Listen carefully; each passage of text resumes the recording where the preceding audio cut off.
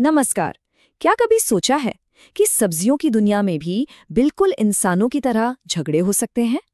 आज हम एक ऐसी ही मजेदार कहानी देखने वाले हैं जो हमें संघर्ष और सुलह के जरिए एकता की असली ताकत के बारे में बहुत कुछ सिखाएगी। अब जरा सोचिए, एक सब्जी मंडी। क्या होता है वहां? खरीदारी, थोड़ा मोल भाव, भीड़ भाड़, यही सब ना। लेकिन क्या हो अगर मैं कहूं कि उस मंडी में एक जबरदस्त हंगामा खड़ा हो गया था। तो हुआ यूं कि शहर की एक बहुत ही बिजी सब्जी मंडी में अचानक से हंगामा मच गया। पर मजे की बात यह है कि ये हंगामा किसी इंसान का नहीं था, बल्कि दो सब्जियों का था।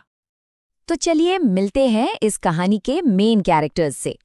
एक तरफ है हमारा आलू, सबका प्यारा, हर सब्जी की जान। और दूसरी तरफ है भिंडी, जो अपने खास स्वाद और सेहत वाले गुणों पर भई खूब इतराती है।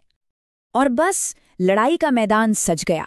आलू वर्सेस भिंडी, दोनों के अपने अपने दावे थे और दोनों ही खुद को बेस्ट साबित करने पर तुले हुए थे। मतलब ये सिर्फ एक बहस नहीं थी, ये तो अब इज्जत की लड़ाई बन चुकी थी। तो दोनों के आर्ग्यूमेंट्स भी एक दूसरे से एकदम अलग थे। आलू कह रहा था कि देखो मैं कितना पॉपुलर हूं, मेरे बिना तो कोई सब्जी बनती ही नहीं।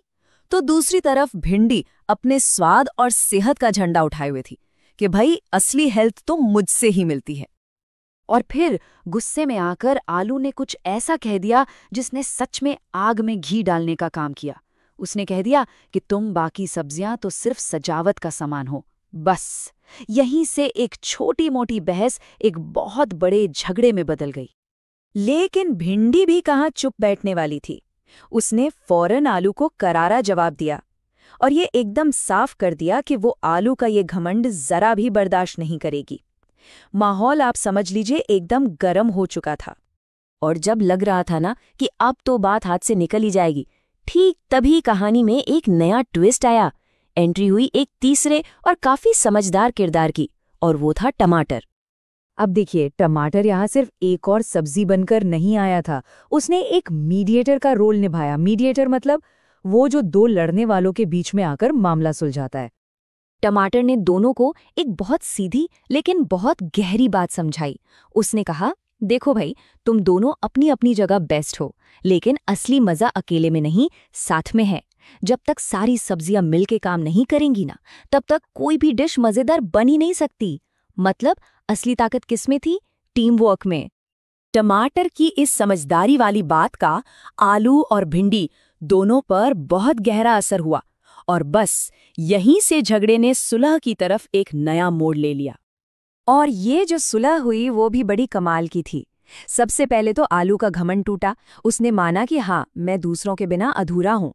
ये सुनकर भिंडी भी मान गई कि सही बात है, हर सब्जी की अपनी एक खास जगह है, अपनी इम्पोर्टेंस है। आखिर में दोनों इस बात पर राजी हो गए कि असली स्वाद किसी एक से नहीं, बल्कि सबके साथ आने से बनता है। मतलब टीम वर्क की जीत हुई। तो इस पूरी कहानी का निचोड़ क्या है? मैसेज एकदम साफ है। असली ताकत एक दूसरे से लड़ने में या किसी को नीचा दिखाने में नहीं है, बल्कि एक दूसरे का हाथ पकड़कर साथ मिलकर रहने में है। और यही इस कहानी का सबसे बड़ा सबक है।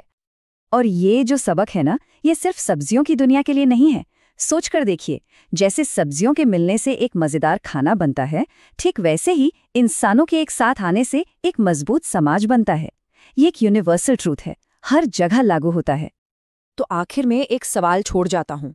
ये जो टीम वर्क का नियम हमने इस कहानी से सीखा है, ये हमारी अपनी जिंदगी में और कहाँ-कहाँ लागू होता है?